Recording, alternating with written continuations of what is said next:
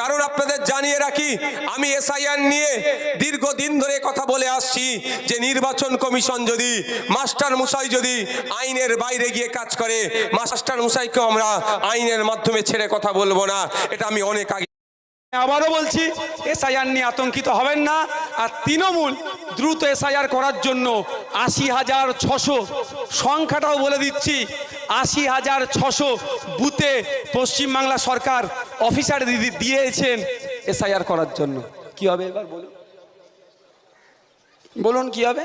আমি এটাও বলে যাচ্ছি যে ভাই, এখানে এই একটা রক্তদান শিবির, সামাজিক অনুষ্ঠান। সত্যি কথা বলছি, আমি এই কথা বলার জন্য আমি আসিনি এই পলিটিক্স, মানে এই ধরনের। আমি যে প্রোগ্রামটা ছিল তামান্না, তিলোত্তমা, আনিসকে নিয়ে বলতাম কিছু সামাজিক বার্তা, রক্তদানের গুরুত্ব নিয়ে বক্তব্য দিতাম।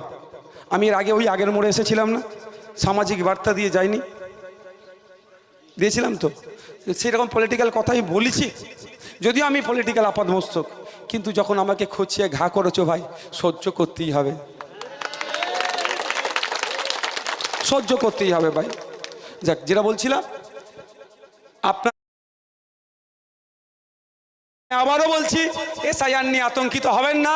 আর তৃণমূল দ্রুত এসআইআর করার জন্য ৮০,৬০০ সংখ্যাটাও বলে দিচ্ছি, ৮০,৬০০ বুথে পশ্চিমবাংলা সরকার অফিসার দিয়েছেন এসআইআর করার জন্য।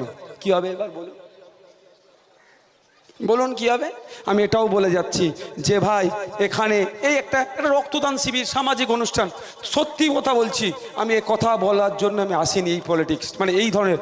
আমি যে প্রোগ্রামটা ছিল তামান্না, তিলোত্তমা, আনিসকে নিয়ে বলতাম কিছু সামাজিক বার্তা, রক্তদানের গুরুত্ব নিয়ে বক্তব্য দিতাম। আমি আরে যারাই ছিল তৃণমূলে তারাই এখন পদ্ম ফুলে বাংলার মানুষ করছে তাই ভাই।